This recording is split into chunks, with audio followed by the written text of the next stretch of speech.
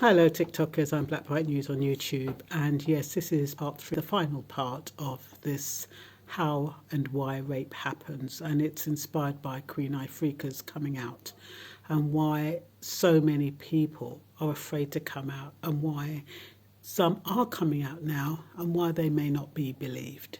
And a lot of times I say rape happens because of how men think about women. A lot of men resent women. They resent them because maybe because they're beautiful, maybe because they're confident, maybe it's because of the job that they do, maybe it's because they've done well and they just feel that the man is in charge, the man is control, women have too much power. We're going to take away that power. The only thing that men have over women a lot of the time is their strength. And they can use their wiles and whatever it is to get a woman on side, make her believe she is safe, and then take advantage. A lot of times women feel safe with the perpetrator, and that's why they put themselves in that position. So when it comes to evidence, they feel stupid because they've put themselves in a vulnerable position, and when it comes to giving evidence, they don't have a leg to stand on. Why were you with that man? Why were you with him alone? Why did you have a drink with him? Why were you wearing this? How late was it? The woman is questioned and interrogated. The man is not. It's a man's world. And like I said, a lot of men do not like women. They tolerate them and accept them because they have to, and it's a part of life, and it's a part of how the thing is. Things have changed from how it used to be, where the man was in control and the man run things and the man did this. Things have changed, and a lot of men don't like that, and so because of that, they take advantage when they can, and they persecute the woman. So anyway. A woman, and you know, it happens when a woman goes to the police station and she says she was raped. The police looks at her, and instead of listening to her, he's already drawing his own conclusions. She probably asking for it. What did she do? She probably deserved it. She probably wanted it. They've already got these answers in their head. And what does she expect being dressed like that? A stepfather sits there ogling his stepfather, who may have inadvertently opened her legs while playing. He sees it as an invitation. She was asking for it. What did she expect?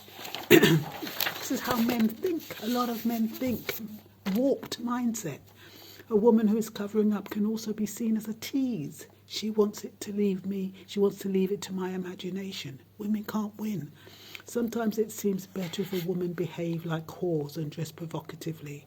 They seem to get more respect. However, men don't want those women. They want something difficult to come by.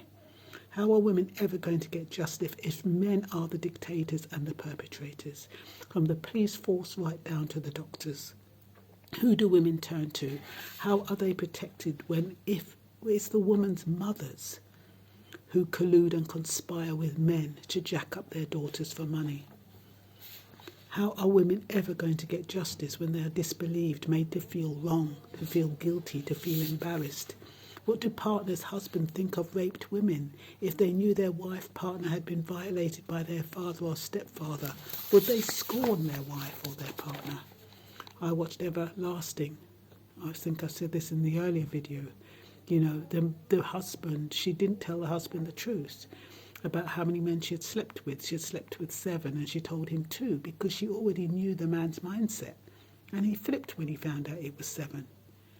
So it's things like that. Men have always felt that they have the right to violate women. And yet when they end up with a woman who's been violated, they don't want her. That is because they know what was going on in their minds when they violated that woman. Men, it's not okay to have non-consensual sex with women. If there's nothing wrong with it, why don't you own up to it?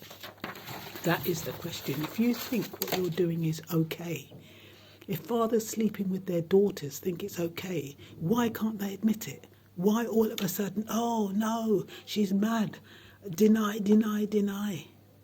Why? If it's okay, it was okay when you were sticking your dick in her. That was okay. But once you get found out, or once people start talking about it, oh, it's a different story. It's not okay anymore. If you think it's okay for you to seduce your daughter or stepdaughter, it should be okay to own up to it.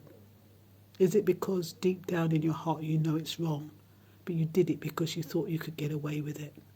A lot of men hold women psychologically hostage. They put them in a position where it's like blackmail. They're afraid to speak out against them. The consequences of speaking out are worse than the act itself. Women, it's not our world. We will always suffer the ills of others. It is not okay for a man to have sex with you without your permission, regardless of who it is. Speak out immediately against it, or otherwise you don't stand a chance. If you choose to take money for silence, then the onus is on you. And even then, if it was against your will, you can still speak up if it has upset you.